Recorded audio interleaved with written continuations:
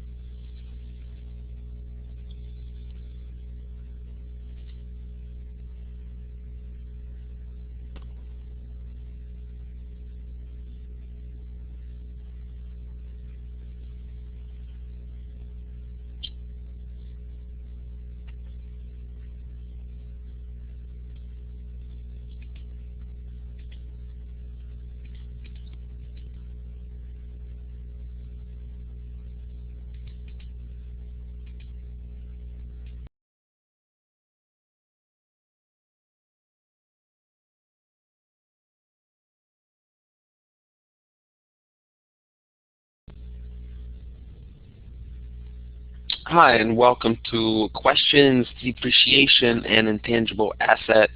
These questions are former CPA exam questions, and I'll be going through the question and then right away into the solution in a visual way. So we're going to solve it by looking at how the problem works and how to resolve it using a visual solution.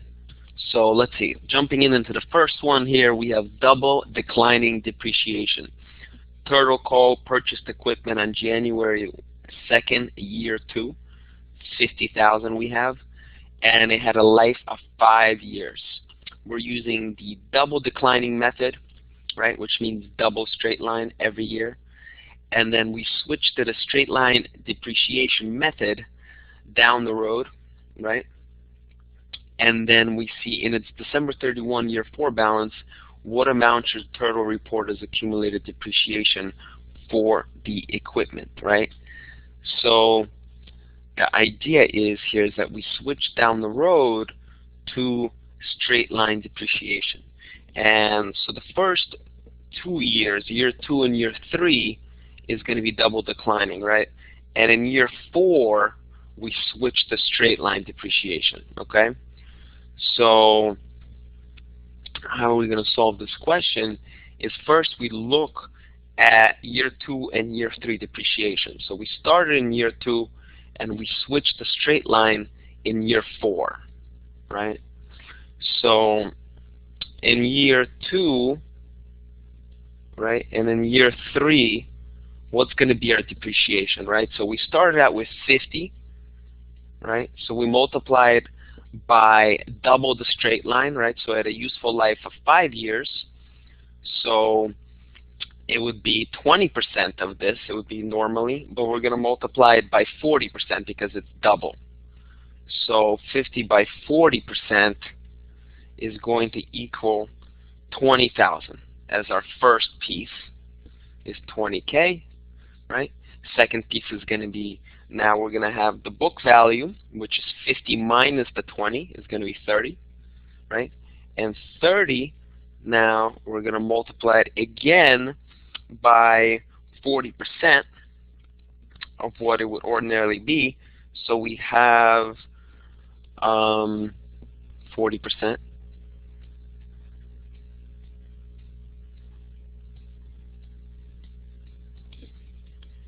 So we have 20% of 30 is going to be 6. 40% of 30 is going to be 12K. 12,000. So we have 32K as total here, right? So we have 32K as total. Now when we switch to straight line in year 4, it's in year 4, our book value is going to be 18, right? We're going to be 18. And the idea is, what's the remaining useful life? Well, Now we have 3 years left, right? Because we went through, and essentially the useful life is 5 years, right? So in the first year we already used, second year we already used, now we're down to 18 and we have 3 years left. So our updated book value, our yearly straight line depreciation now is 6,000. 6,000, right? So now we work with that. So now what's the idea? What's the accumulated depreciation in year 4?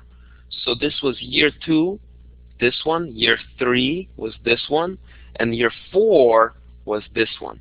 So we have 32K plus the 6K, which has our accumulated depreciation, comes to 38,000 for this one. Okay? So this is what we have in terms of the solution here, is we ended up with having 38K in year 4, okay, which is when we switch. So continuing to the next question now, moving on, we have, next one is we're looking at a change, also a change in useful life type of situation here. And we're looking at a question here where we start out with 264, right? 264 is Union purchased a machine for 264 and depreciated straight line method using estimated useful life of 8 years, right? No salvage value on this one. And January 2nd, year 4, Union determined that the machine had a useful life of 6 years, right? And from the date of acquisition, we'll have a salvage value of 24, okay? So now an accounting change is made in year 4 to reflect the additional data. The accumulated depreciation for this machine should have a balance of what at December 31, year 4, okay? So now the first thing we have to look at here is what happened. So we're starting at the very beginning of year 1. This is the beginning of year 1, and we're going all the way to when the switch happened on January 2nd, year 4. So we went from the beginning of year 1 to the end of year 3 first. And this situation involved having 264, right? 264, and no salvage value, using 8 years, right? So we're 264 divided by 8. We have an annual depreciation here of 33, right? And for 3 years. So from 1 to the end of year 3, we experience depreciation of 99. Okay, so we have 99 that we started with. So now what we're going to have is we have this 99, and so at the end of year 3 we have 264 minus 199. And we are getting 165 as our current book value, right? Now with this book value of 165, what happened was that we changed things up a little bit, right? So we're through 3 years, and we're saying here the useful life is 6 years now, and a salvage value of 24. So now we have 3 years remaining, right? This is probably going to be year 4, 5, and 6, so there's only 3 left. And we're going to look at what is the depreciation now. It's going to be 165 less the salvage value, less the 24, to figure out our base, right? And that's going to be divided by 3. So we divide that by 3. So this is what? About minus 20 is 145, 141, right? 141, and divide that by 3. Divide that by 3 is equal to 47, right? So this is going to be just 3 pieces of 47 for these 3 years. 47, 47, 47 for each year will get us to 141, and then 24 will remain as the salvage value. Okay? So what does the question say? The accumulated depreciation for this machine should have a balance of what in December 31 of year 4, right? So to get this number, what we have is we'll take the previous accumulated, which was 99, right, and we'll just add the first piece of the new depreciation plus 47, right? And for this, we'll get 146 as the answer. So this is going to be what we have incorporating the latest piece. All right, moving on to another method of depreciation, the sum of the year's digits. This method involves depreciation on a little bit of a different method, and I'll read the question here. A machine with five-year estimated useful life and an estimated 10% of salvage value was acquired on Jan 1, year 1. On December 31, year 4, accumulated depreciation using the sum of the year's digits method would be, all right, so let's see here. And the sum of the year's digits, the idea is to have our original cost minus salvage value, right? And then in year one, it's going to be original cost less salvage value times what, right? So the idea is for 5 years means our denominator for this whole thing is going to be 5 times 6 divided by 2. Why? Because we're looking basically at what is the factorial of 5. And that's always 5 times 6 divided by 2, which is 15. This is going to be the denominator of this whole process, right? And the first year is always the number of years divided by that denominator, right? So it's 5 over 15, right? And then it's going to be times 4 over 15, right? Times 3 over 15, right? Times 2 over 15.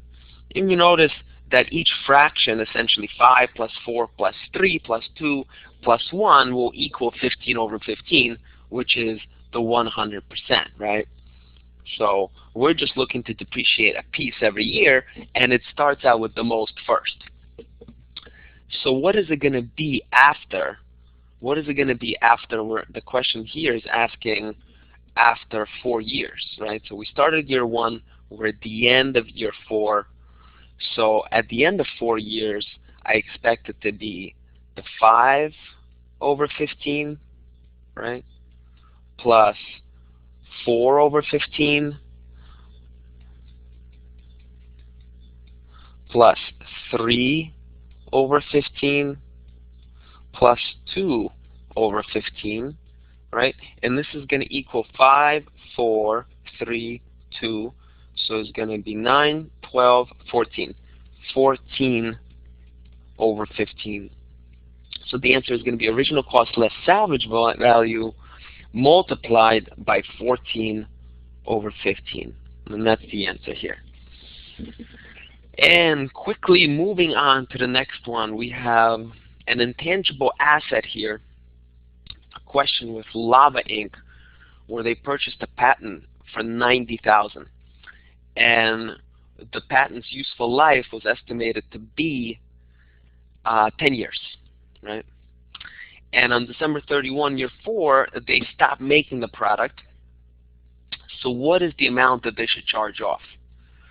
So here we have, you know, something that's 90K, you know, at 10 years. And it's moving for 3 years, right? It's moving for 3 years, and then it becomes charged off. So we're simply going to look at 90 minus 27, which is our charge for 3, which is our depreciation for 3 years. It's just straight line, 9 a year. 9 times 3 is 27. We get 63K, right? And then they discontinue the product, right? A potential health hazard. So we charge off the whole amount because it's worthless now. So the 63 gets charged off, and we just get rid of the entire asset. All right? And now moving on to our next one, we have asset impairment here. And the idea with asset impairment, we have Cynthia Inc. having a clothing manufacturer purchased a sewing machine, $10,000. right? And this is on July 1 of year 2. So we have mid-year purchase here. The machine had a 10-year life and a $500 salvage value. We were using straight line. End of year 4, we were doing a test of impairment, and we realized that undiscounted cash flows from the machine is less than the carrying value. So are we going to have an impairment? So the machine's actual fair value is $3,000 at this time. So what is the loss of impairment? So first, what we see is we're looking at the depreciable value as 9,500, 10,000 minus the 500. We're starting with 9,500, right? With this 9,500, we divide it by 10. Divided by 10, we get 950. 950, right? And then we moving for how long are we moving till year 4? It's half of year 2, all of year 3, all of year 4. So it's 2.5 years that this thing moved. 2.5 years. So times 2.5, right? Times 2.5, we depreciated 2,375 of this machine, right? The machine started at 10,000, so 10,000 less 2,375, I get 7,625. This is just the carrying value at the time of the test, right? There's just the carrying value at the time of the test. Now I start with this 7,625 carrying value at the time of the test, and I'm saying, listen, this thing is impaired. This thing is impaired. How much do I need to write off? Well, this is the book value. This is right now the book value. And, right, how much am I going to depreciate by? Well, it looks like the fair value is 3,000, right? The fair value is 3,000. So we need to write it down to fair value. So how much do we need to write off is the difference. It's 4,625. 4,625. So we end up with C because that is the difference.